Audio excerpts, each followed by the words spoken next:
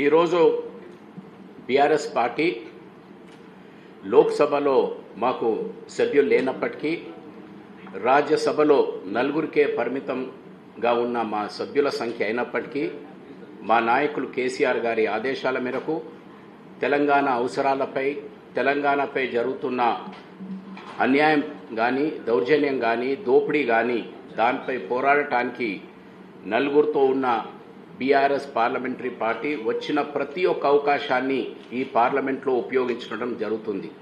దానికి ఉదాహరణ నిన్న కానీ ఈరోజు కానీ గోదావరి జలాలపై అనుమతి లేకుండా కిందున్న రాష్ట్రం ఆంధ్రప్రదేశ్లో అధికారం ఉందని కేంద్ర ప్రభుత్వం వారి బలాలపై నిల్చుందని ఆ ధైర్యంతో ధీమాతో తెలంగాణకు జరుగుతున్న అన్యాయంపై మేము నిన్న కానీ ఈరోజు కానీ అడ్జర్న్మెంట్ మోషన్ గోదావరి బనకచెర్ల ప్రాజెక్టుపై ఇవ్వటం జరిగాది.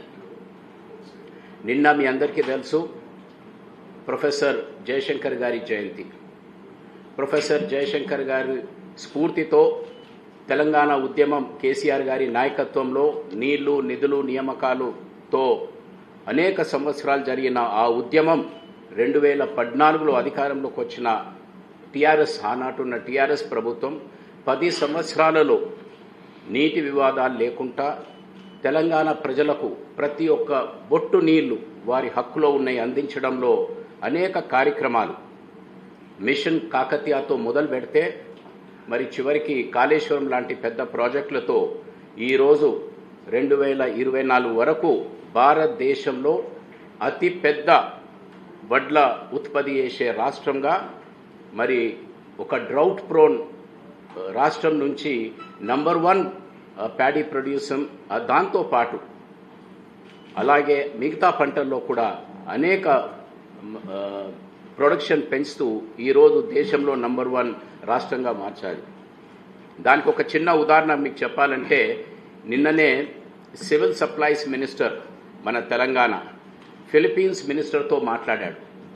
మా దగ్గర అంటే ఎక్సెస్గా ప్యాడీ పంట ఉంది, మా దగ్గర ఫిలిప్పీన్స్ మన దగ్గర బియ్యం కొంటారు, బియ్యంతో పాటు వడ్లు కూడా ఖరీదు చేయండి అని చెప్పడమే ఈరోజు మరి తెలంగాణ సాధించిన ఒక ఘన కార్యక్రమానికి అదొక చిన్న ఉదాహరణ. కానీ జరిగేది ఏంటి, తెలంగాణలో 2 పిల్లర్లు కూలిపోతే కాళేశ్వరంలో 2 సంవత్సరాల నుంచి దాని చుట్టే రాజకీయం చేసే ప్రయత్నం చేస్తున్నారు. ఇక్కడనేమో 2 పిల్లలను పట్టుకొని రాజకీయం చేస్తున్నారు. 200 టీఎంసీ గోదావరి జలాలు దోపిడీ అయితే మాత్రం ప్రభుత్వం నుంచి తెలంగాణ ప్రభుత్వం నుంచి స్పందన లేదు, పోరాటం లేదు. ఇది వ్యత్యాసం గత బీఆర్ఎస్ ప్రభుత్వానికి ప్రస్తుతం పరిపాలిస్తున్న కాంగ్రెస్ ప్రభుత్వానికి. అందుకే బీఆర్ఎస్ పార్టీ తరఫున మా నాయకుల ఆదేశాల మేరకు మరి మేము ఈరోజు పెద్ద ఎత్తున మా వంతు కృషి చేస్తూనే ఉన్నాం.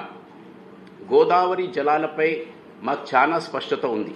గోదావరి జలాలపై గతంలో కూడా మా పార్టీ పెద్దలు పత్రికా విలేకరుల ద్వారా చాలా స్పష్టంగా వివరణ ఇవ్వటం జరిగాది. అయినప్పటికీ కూడా ఢిల్లీలో మాత్రం స్పందన రావటం లేదు. ఢిల్లీలో ఒక జాతీయ పార్టీ గల కాంగ్రెస్ పార్టీ అయినా అటు బీజేపీ అయినా వారు ఎంతైతే స్పందించాలనో ఇప్పుడిప్పుడే ఎదుగుతున్న ఒక చిన్న రాష్ట్రం తెలంగాణ, కొత్తగా ఏర్పడ్డ రాష్ట్రం, కానీ కనీస మరి సపోర్ట్ లేని వాతావరణం మాకు ఢిల్లీలో కనిపిస్తుంది.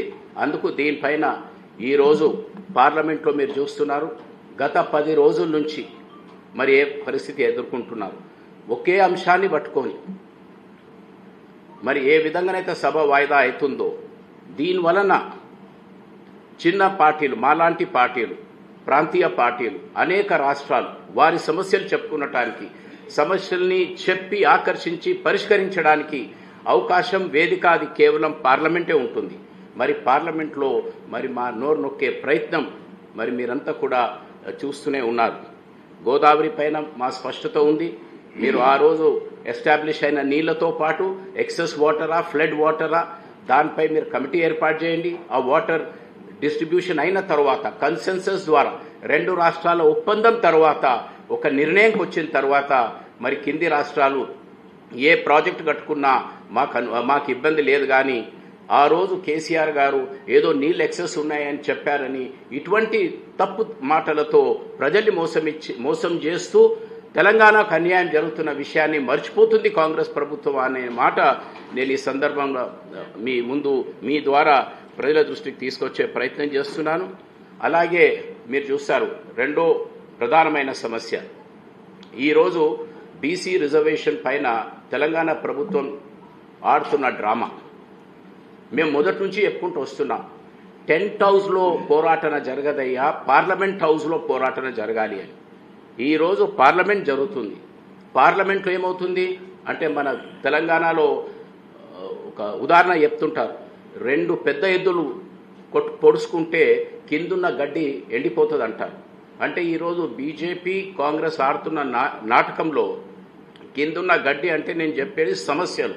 ఈరోజు ప్రధాన సమస్య ఉదాహరణకు బీసీ రిజర్వేషన్స్. మరి Telangana is a model for the country అని చెప్పిన రాహుల్ గాంధీ కంట్రీకి జాతికే మోడల్ అన్నప్పుడు ఆ పార్టీకి సంబంధం ఉన్న జాతీయ నాయకులే నిన్న హాజరు లేరు. సో ఈ విధమైన డబుల్ స్టాండర్డ్స్, మోసం చేసే ప్రయత్నం ఏదైతే జరుగుతుందో దాన్ని మేము ఖండిస్తున్నాం. మరి మీకు ఇంత ఒక నేషనల్ మోడల్ అని చెప్పినప్పుడు మరి ఈరోజు పార్లమెంట్లో అంశాన్ని ఎందుకు లేవనెత్తడం లేదనేది కూడా బీఆర్ఎస్ పార్టీ తరఫున వీఆర్ క్వశ్చనింగ్ ద గవర్నమెంట్. దీంతో పాటు మీరు చట్టాలు తీసుకొచ్చారు. చట్టాలు తీసుకొచ్చినప్పుడు ఇంటెంట్ కంటెంట్ చూస్తారు. అంటే మీ ఉద్దేశం ఏంటి, మీ లక్ష్యం ఏంటి, మీరు చేస్తున్న కార్యక్రమాలు ఏంటి. మీ ఇంటెంట్ చట్టంలో రిజర్వేషన్ చేయాలంటే దాన్ని స్వాగతిస్తున్నాం. కానీ మీరు చేయవలసిన కార్యక్రమాలు, మీ చేతిలో ఉన్న కార్యక్రమాలు, మీ ప్రభుత్వ కంట్రోల్లో ఉన్న కార్యక్రమాలు మరి ఎందుకు చేయటం లేదనేదే మా ప్రశ్న. మీరు ఈరోజు సప్లాన్ చేస్తున్నారు బీసీస్కి, లేకుంటే సంవత్సరానికి ఇంత బడ్జెట్ కేటాయిస్తామని చెప్పారు. దీనికైతే చట్టాలు అవసరం లేదు, అనుమతులు అవసరం లేవు కేంద్రాన్ని. అదివన్నీ మీ పరిధిలో ఉన్నాయి. ఈ అంశాలను మీరు అమలు చేసి వచ్చి ఢిల్లీలో ధర్నా పెడితే అప్పుడు తెలంగాణ ప్రజలకు, తెలంగాణ ఉన్న బీసీ వర్గాలకు మరొక విశ్వాసం కలిగేది ఉంటుంది. మరి బీసీ వర్గాలకు ప్రత్యేకంగా ప్రతి ఒక్క వర్గాన్ని నెంకుతూ తీస్తూ వారిని ఆర్థికంగా బలపరచడానికి మరి మా రాష్ట్ర బడ్జెట్ ప్రణాళికలు తయారు చేసి ఎన్నో కార్యక్రమాలు చేసిన అంశాలు మీరు చూశారు. అందుకు ఈరోజు బీఆర్ఎస్ పార్లమెంటరీ పార్టీ తరఫున మా సంఖ్య తక్కువ, మా నోరు మాత్రం బలంగా ఈ ఇరిగేషన్ పైన, బీసీ రిజర్వేషన్స్ పైన, తెలంగాణకు కావలసిన ప్రతి ఒక్క వాట పైన మా పోరాటం కొనసాగుతూనే ఉంటుంది.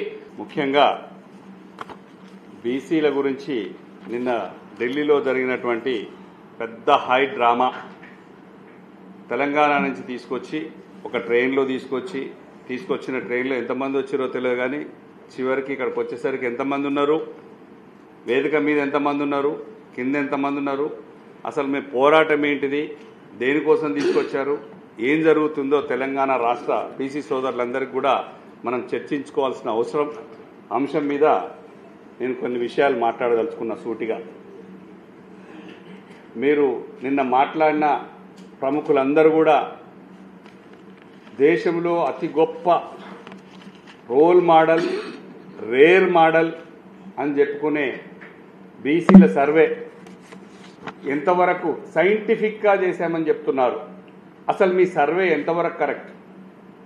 2014లో గౌరవ తొలి ముఖ్యమంత్రి కేసీఆర్ గారు సమగ్ర కుటుంబ సర్వే చేసి బీసీల సంఖ్య అప్పుడు 1,85,00,000 చిల్లర సంఖ్యను 51 చేంజ్ ఓన్లీ బీసీలను చూపిస్తే, ముస్లిం సోదరులు కాకుండా చూపిస్తే, మీరు దాన్ని 1,65,00,000 మాత్రమే, దాదాపు 20 నుంచి 22 లక్షల సంఖ్యను 2014 కంటే తక్కువ చూపించి మేము సైంటిఫిక్గా సర్వే చేశామని చెప్పారు. 46% బీసీలను చూపించారు. 52% సుమారు ఉన్నటువంటి బీసీలు ముస్లిం సోదరులు కాకుండా ముస్లిం సోదరులతో కలిపితే 62% వచ్చే సంఖ్యను మీరు 56% చూపించారు. అది మీ సైంటిఫిక్ సర్వే. దానికి మళ్ళీ అడిగితే ఇంకా సర్వే ఆన్లోనే ఉంది, ఇప్పుడు కూడా చేయించుకోవచ్చు, కొంతమంది లేరు, చేసుకోవచ్చు అని చెప్పారు. అక్కడ అది అసంపూర్తిగా, దానికి ఒక శాంటిటీనే లేదు. ఎవరితో చేయించాలి సర్వే? ప్లానింగ్ బోర్డుతో కాదు కదా, కమిటీతో కాదు కదా. ఎవరితో చేయిస్తే సర్వేకు ఖచ్చితంగా శాంటిటీ వస్తుందో అలా చేయకుండా మమ అనిపించేసి సరే చేశామనిపించారు. అది 46, 52, 62 కాసేపు పక్కవ పెడితే మీరు కామారెడ్డి డిక్లరేషన్లో ఖచ్చితంగా 42% బీసీలకు మేము ఇమీడియట్గా చట్టసభల్లో రిజర్వేషన్లు అమలు పరుస్తామని చెప్పేసి మా బీసీ సోదరి మనందరినీ నమ్మించి దానికి తోడుగా అనేక 432 హామీలతో మా బీసీ సోదరులందరూ కూడా నిజం కూడా కేసీఆర్ గారు 10 ఏళ్లలో బ్రహ్మాండంగా పాలించారు. అనేక నీళ్లు నిధులు నియామకాల మీద ప్రత్యేకమైన శ్రద్ధ పెట్టి అభివృద్ధి చేశారు. ఈయన ఇంతకంటే ఎక్కువ చెప్తున్నాడు కదా, ఒకసారి మార్పు చేసి ఒకసారి వేసి చూద్దాం, మనకి ఇంతకంటే ఎక్కువ వస్తుంది అంటున్నారు కదా, 10,000 స్కీమ్ను 10,000 రైతు బంధు 15,000 అని ఇవన్నీ అని చెప్పి అలివిగాని హామీలతో ఇచ్చి దాంట్లో ముఖ్యంగా నేను మాట్లాడాల్సింది 42% కామారెడ్డి డిక్లరేషన్లో చెప్పారు. అయ్యా మీరు సర్వే అంటూ చెప్పి చేశారు, అది కంప్లీట్ కాకుండానే ఇక రిజర్వేషన్ల ప్రక్రియ దానికి లోక్సభ ఎన్నికల ముందు ఒకసారి తీసుకొస్తారు. ఇక ఇప్పుడు ఖచ్చితంగా ఈ స్థానిక సంస్థల ఎన్నికలు ఏదో గోల్మాల్ ఏదో అవుతుంది, కాంగ్రెస్ పార్టీకి ఎదురు దెబ్బ తగులుతుంది అని తెలుసుకొని రేవంత్ రెడ్డి గారు దీన్ని ఈ స్థానిక సంస్థల ఎన్నికల ముందే 42% బీసీలకు అమలు చేస్తాం మేము అని చెప్పేసి మొదలుపెట్టారు. దాన్ని నిజంగా మీరు అసెంబ్లీలో చర్చ పెడితే చిత్తశుద్ధితో తెలంగాణలో తొలి అసెంబ్లీలోనే 2014లోనే బీసీలకు ఆనాటి పరిస్థితులు 33% రిజర్వేషన్ బీసీలకు, మహిళలకు 33% రిజర్వేషన్ ఆ రోజే అసెంబ్లీలో బిల్ పాస్ చేసి పంపించినటువంటి చరిత్ర గౌరవనీయులైన కేసీఆర్ గారు. అవన్నీ తెలుసుకొని 2018లో కూడా ఎట్టి పరిస్థితుల్లో పంచాయతీరాజ్ చట్టాన్ని సవరించి దాని ద్వారానైనా ఆర్డినెన్స్ ద్వారానైనా ఏదో విధంగా బీసీలకు న్యాయం చేయాలని చెప్పేసి కేసీఆర్ గారు పోరాటం చేసిన విషయం తెలిసిందే. దాన్ని కోర్టులో ఎదుర్కోవడం జరిగింది, సవాల్ చేయడం జరిగింది, అక్కడ కొట్టివేయడం జరిగింది. దాని మీద ఎలక్షన్లో పోతే మీరు బనకచెర్ల దగ్గర రిజర్వాయర్ దగ్గర పోతేనేమో ఇది బ్రహ్మ పదార్థం 3,000 టీఎంసీలు నీళ్లు మిగులు జలాలు ఉన్నాయి, అక్కడ ఆయన పుట్టించిన పంచాయతీ అని చెప్పేసి అక్కడ మమ్మల్ని బదనాం చేస్తారు. ఇక్కడికి వచ్చేసరికి తెలంగాణ రాష్ట్ర ముఖ్యమంత్రి తొలి ముఖ్యమంత్రి కేసీఆర్ గారు సీలింగ్ పెట్టారు, లేకపోతే అంటే అయిపోయేది నేను చేసేవాడిని చెప్తారు. బీసీ రిజర్వేషన్లు ఎవరు చేస్తే అవుతుందో ఒక తెలంగాణ ముఖ్యమంత్రి గారు చేసేటట్టయితే వారు సీలింగ్ పెడితే మీరు తీసేసి చేయొచ్చు కదా. ప్రజలను ఎంతకాలం మోసం చేస్తారు? రేవంత్ రెడ్డి గారు ముఖ్యమంత్రి గారు చెప్పండి. బీసీ సోదరులను ఇంకా మోసం చేయడానికి, బీసీ సోదరులు ఎప్పుడూ మిమ్మల్ని మోయడానికి ఒంటెలు కాదు గుర్రాలు కాదు ప్రయాణం చేయడానికి. ఖచ్చితంగా కూడా పులులు సింహాలు అవుతారు, అవసరమైన రోజు పులులు సింహాలు అవుతారు, పాములై కాటేస్తారు. మీరు పులి మీద స్వారీ చేస్తున్నారని లాస్ట్ టైమే చెప్పాను.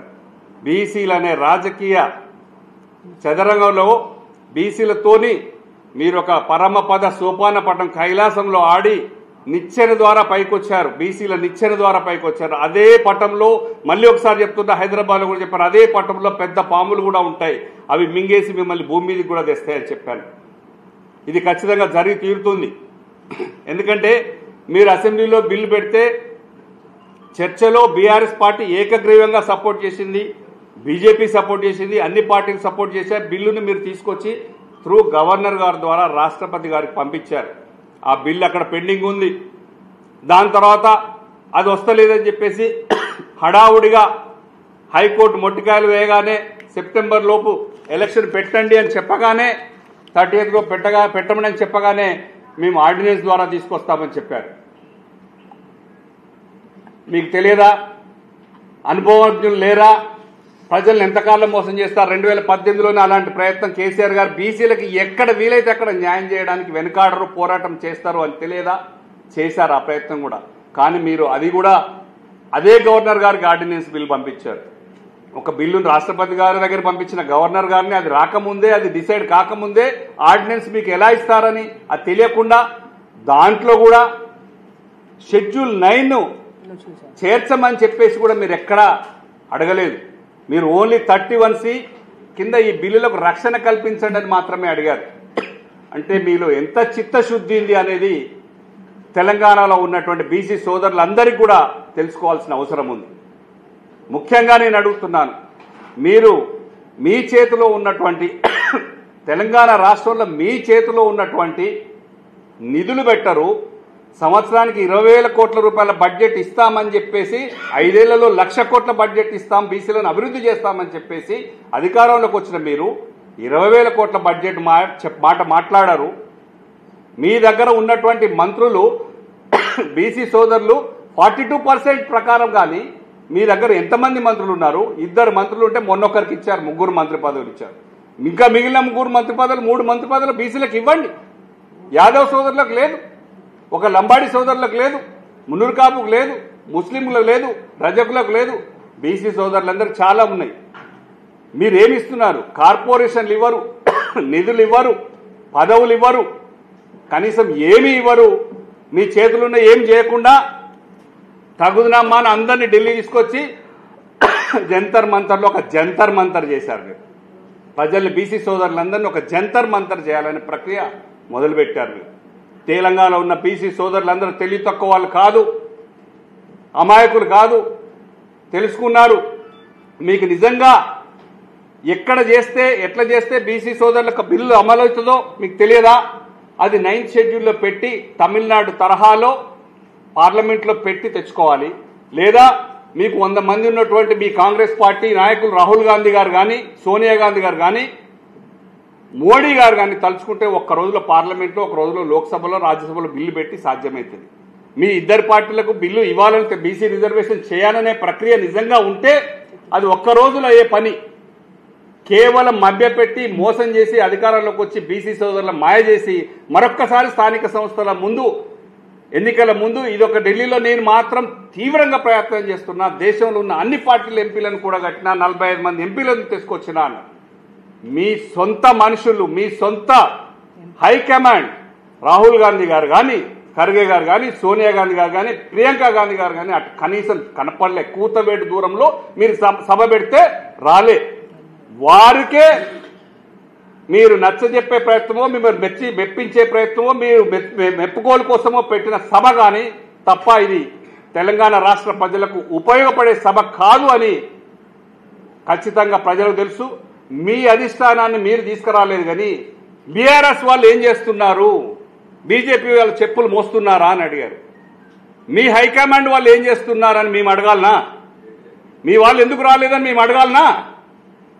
మాకు కొంచెం బీసీ సోదరులమైనా మాకు కొంచెం ఉంది, దాన్ని ఎట్లా మాట్లాడాలో మాకు తెలుసు, ఎట్లా మాట్లాడకూడదో తెలుసు. మీ సభ అది, మీ ఇండియా కూటమిలో పెట్టుకున్నటువంటి మీ సభ. రేవంత్ రెడ్డి గారు మా బీఆర్ఎస్ పార్టీతో పెట్టిన సభ కాదు. మేము బీసీల కోసం కొట్లాడుతూనే ఉన్నాం, అనేక సంవత్సరాలుగా చేస్తూనే ఉన్నాం.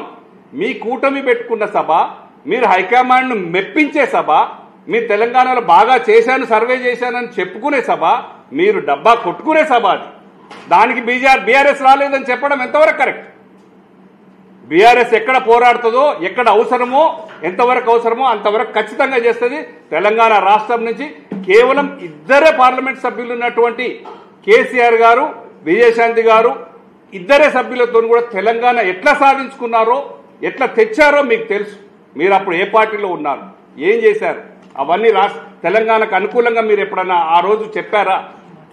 బనకచెర్ల దానికి కూడా ఎగ్జాంపుల్, బనకచెర్లది కూడా కేసీఆర్ గారే క్రియేటర్ అని చెప్తున్నారు. కేసీఆర్ గారు క్రియేటరే, రాయలసీమకు నీళ్ళు ఇవ్వాలని చెప్పింది వాస్తవమే.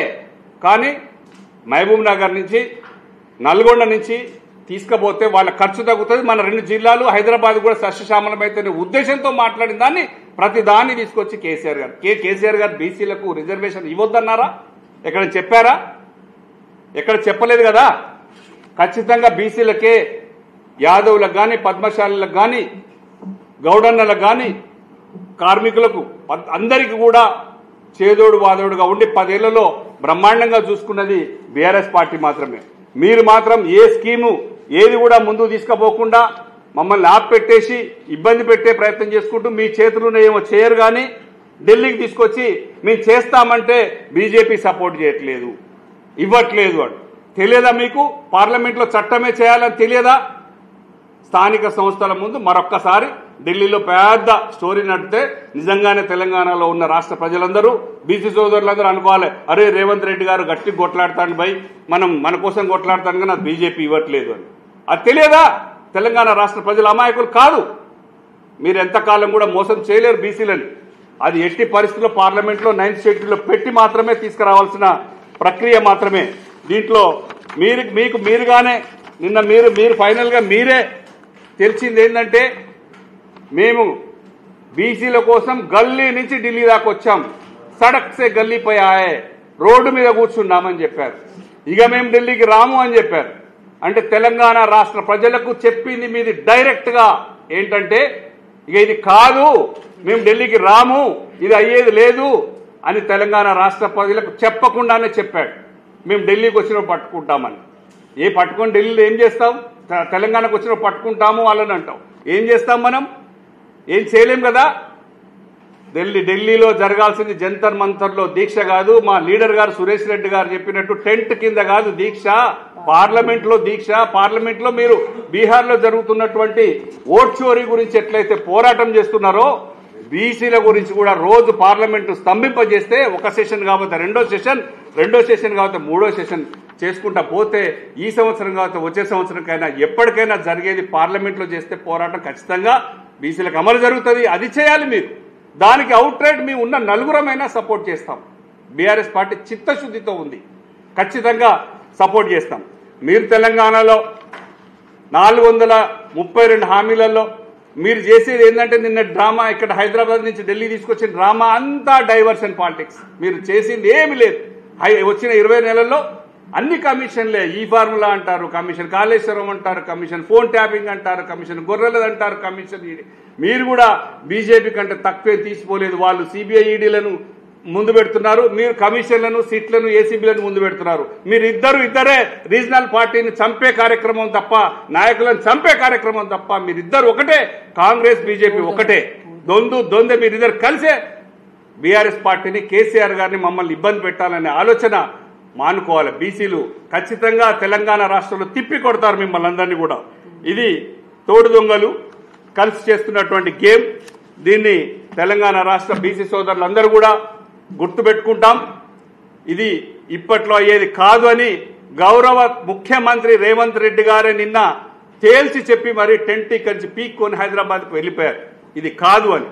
కానీ ఖచ్చితంగా బీఆర్ఎస్ పార్టీ పోరాడుతూనే ఉంటుంది. మా నలుగురం ఉన్నా సరే మా రాజ్యసభలో మా గొంతు వినిపిస్తూనే ఉంటాం. మీరు పెట్టండి పార్లమెంట్లలో, మేము సపోర్ట్ చేస్తాం. మీరు ఇండియా కూటమి మీటింగ్ పెట్టేసి బీజేపీ ఇండియా కూటమిలో వచ్చిన వాళ్ళ ఎంపీలందరినీ పిలిచి బీఆర్ఎస్ రాలేదు అని అంటే ఎక్కడికి వస్తుంది బీఆర్ఎస్? మీ కూటమిలో లేం కదా. మేము పోరాడతాం, మా శక్తి కొర పోరాడి మేము బీసీలకు ఖచ్చితంగా రిజర్వేషన్ ఎట్లయితే తేవాలో అనితర సాధ్యమైన తెలంగాణ రాష్ట్రాన్ని సాధించినటువంటి కేసీఆర్ గారు బీసీ రిజర్వేషన్లు ఎట్లా వస్తుందో మాకు తెలియదా? వారు ఖచ్చితంగా దిశానిర్దేశం చేస్తారు. బీసీల కోసం కొట్లాడతాం. బీసీలు మాతోనే ఉంటారు. మిమ్మల్ని ఇంకా నమ్మరు. ఒకసారి మోసపోయారు, ఇంకా మరొకసారి మళ్ళీ ఓట్లు వేయడానికి సిద్ధంగా లేరు. మీరు ఎన్ని జిమ్మికులు చేసినా కుదరవు రేవంత్ రెడ్డి గారు, ఇది గుర్తుపెట్టుకోవాలి. బనకచర్ల విషయంలో సుదీర్ఘంగా కూడా పెద్దలు సురేష్ రెడ్డి గారు మీకు వివరంగా చెప్పడం జరిగింది. దాంతోపాటు బీసీ రిజర్వేషన్ గురించి మా రాష్ట్రంలో ఎప్పటి నుంచో పోరాటం చేస్తున్న బీసీ నాయకుడు, బీసీ బిడ్డ వజ్రాల రవిచంద్ర గారు కూడా సుదీర్ఘంగా అన్ని విషయాలు, వారి యొక్క ఆవేదన, రిజర్వేషన్ ఎందుకు మీరు ఇంప్లిమెంట్ చేయలేకపోతున్నారు, ఎందుకు చేస్తలేరు, ఎందుకు అనే విషయాన్ని చాలా స్పష్టంగా మేము ముందు తీసుకురావడం జరిగింది. నేను రెండే విషయాలు చెప్తా. అసలు నిన్న ఏదైతే జంతర్ మంతర్ దగ్గర వాళ్ళు ధర్నా పెట్టిండ్రో, మొన్న 2 రోజుల మొత్తం అంటే 2-3 రోజుల క్రితం ఏం చేసిండ్రు, హైదరాబాద్లో ఓ ట్రైన్ జెండా ఊపి మేము ఇక్కడ వచ్చి పెద్ద ఎత్తున చేస్తున్నాము, స్తంభింపజేస్తున్నాం అని చెప్పి ఏదో షో ఆఫ్ చేసి, ఏదో డ్రామా చేసి తిప్పి కొడితే 200-300 మంది ఒక ముఖ్యమంత్రి సాక్షాత్ వారు వచ్చి ధర్నా చేస్తే 200-300 మంది కూడా లేకుండా ఏదో తూతూ మంత్రంగా బీసీ నాయకులు అంటే, బీసీ బిడ్డలంటే మాకు ప్రేమ ఉంది, రిజర్వేషన్ ఏదో కొట్లాడుతున్నామని చెప్పేసి ఏదో మీరు హైడ్రామా చేసిండ్రో, ఫస్ట్ అది అట్టరీ ఫ్లాప్ అని. ఎందుకంటే వాళ్ళకి చిత్తశుద్ధి లేదు కాబట్టి వాళ్ళు ఏదైతే ఇప్పుడు గవర్నర్ దగ్గర ఏదైతే ముసాయిదా పెట్టిండ్రో అసలు వాస్తవంగా వాళ్ళు ఇంతైనా జ్ఞానం ఉందా? ఇంతకుముందే బీఆర్ఎస్ పార్టీ కానీ మిగతా బీజేపీ పార్టీ వాళ్ళు కానీ అందరూ కూడా అసెంబ్లీ తీర్మానం పెట్టిన తర్వాత మీరు రాష్ట్రపతి ఆధీనంలో ఉన్న తర్వాత మళ్ళీ మీరు ఆర్డినెన్స్ తీసుకోవడంలోనే మీ దొంగతనం, మీ లంగతనం అక్కడే కనబడతా ఉంది. మీరు ఇప్పుడు గవర్నర్కి ఆర్డినెన్స్ మళ్ళీ పంపించారు కాబట్టే రాష్ట్రపతి ఆధీనంలో పెండింగ్లో పడ్డది. మీకు నిజంగా చిత్తశుద్ధి ఉంటే రేవంత్ రెడ్డి గారు మీ పార్టీ ఏం చేయాలి? రాష్ట్రపతి దగ్గర వారు ఎటువంటి నిర్ణయం తీసుకోవట్లేరు. రాష్ట్రంలో బీసీ బిడ్డలందరూ భగ్గుమంటా ఉన్నారు. అని సుప్రీంకోర్టు పోవాల్సింది మీరు ఎక్కడ పోకుండా ఇక్కడ డ్రామాలు చేసుకుంటూ చాలా తమాషా ఆడుతూ ఉన్నారు. రాష్ట్రంలో ఉన్న బీసీ బిడ్డలకు ఒకటే గమనించాల్సిన విజ్ఞప్తి చేస్తా ఉన్నా ఏంటంటే, ఈ దొంగ లెక్కలు చెప్పుకుంటూ దొంగ సర్వేలు చేసుకుంటూ మళ్ళీ పాత పద్ధతిలోనే రిజర్వేషన్ అమలయ్యే విధంగా లోకల్ బాడీ ఎలక్షన్ కోసం హైడ్రామా ఆడుతున్నారు. కానీ బీసీ బిడ్డల ప్రేమ లేదు కాదు అని చెప్తున్నాం. రేవంత్ రెడ్డి గారి తొడలు తలుచుకుంటూ తెలుగు మాట్లాడుకుంటూ ఉన్నారు. రాహుల్ గాంధీని ప్రధానమంత్రి చేస్తా ఉంటారు.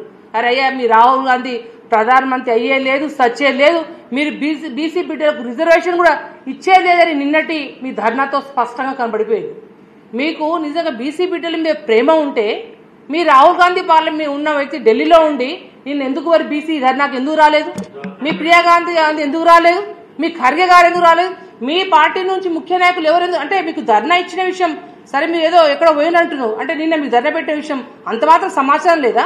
అంటే మీకు బీసీ బిడ్డల మీద ఎంత చిత్తశుద్ధి ఉందో నిన్న ధర్నాకి మీ పెద్దలు మీ నాయకులు మీరు దాదాపు 50-60 సార్లు పదవుల కోసము మంత్రుల కోసం మీరు ఢిల్లీ చుట్టూ ఏదైతే చక్రాలు కొడతా ఉన్నారో ఈ బీసీ రిజర్వేషన్ కోసం మీ నాయకులు నిన్న ధర్నాకు రాలేని విషయం బీసీ బిడ్డల మీద ఎంత చిత్తశుద్ధి ఉందో మీ కాంగ్రెస్ టైం స్పష్టంగా కనపడతా ఉంది.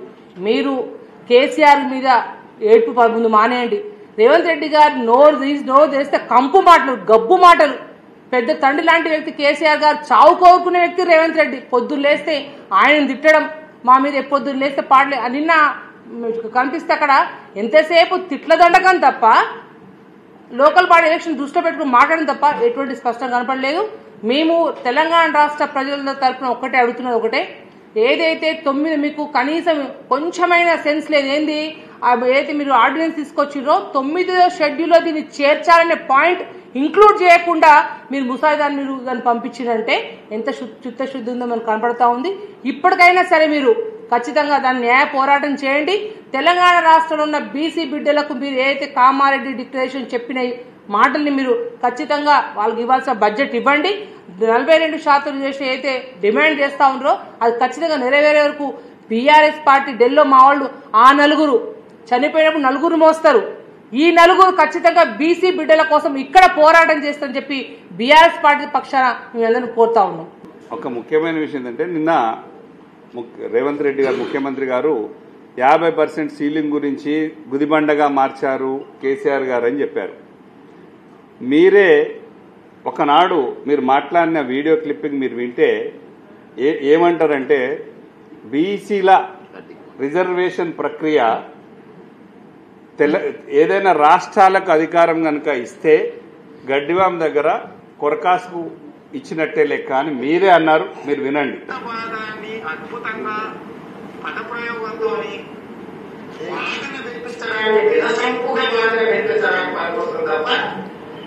అమలులో కార్యాచరణలో ఒక్క పైసకు పనికిరాదు. రాష్ట్రాల చేతుల్లో రిజర్వేషన్లు పెట్టడం అంటే గడ్డివాళ్ళ దగ్గర అవకాశం చేతుల్లో పెట్టి ఇస్తే ఎట్లాంటిదో అట్లాంటిది. ఇట్లాంటి అన్ని మీకు తెలిసి కూడా తెలంగాణ రాష్ట్ర ప్రజలను మరొక్కసారి బీసీలను మోసం చేయాలి. మీ ఇంటర్నల్ గానే మీరు మాట్లాడిందేమో ఇదేమో మీకు తెలుసు. రాష్ట్రాలకు ఏం పరిమితి లేదు పరిధి లేదని కేంద్ర ప్రభుత్వమే చేయాలి, పార్లమెంట్లో బిల్లు పెట్టాలి, చట్టమే చేయాలని తెలుసు. అయినా మీరు మాది 140 ఏళ్ల చరిత్ర గల పార్టీ కాంగ్రెస్ పార్టీ, మా వ్యూహాలు మాకున్నాయి, మేము ఖచ్చితంగా అమలు చేస్తామని. అది నిన్న తేలిపోయింది. జంతర్ మంతర్లో వ్యూహాలన్నీ బెడిసి కొట్టినాయి. ఇక జరిగేది ఏం లేదని తేలిపోయిందండి. బీసీ రిజర్వేషన్ చేయడానికి పార్లమెంట్లోనే పెట్టాలి, చట్టం చేయాలి, ఆయన సపోర్ట్ చేయాలంటున్నాం. చెయ్యదు అని నేను అనట్లా. కాంగ్రెస్ పార్టీ అధికారంలో లేదుగా చేయడానికి. వాళ్ళు అడగాలి, వాళ్ళకున్న సభ్యులను పెట్టి పార్లమెంట్ స్తంభింపజేయమంటున్నాం. జంతర్ మంతర్లో దీక్ష కాదు, మీరు ఆర్డినెన్స్ల ద్వారా రాదు అంటున్నాం.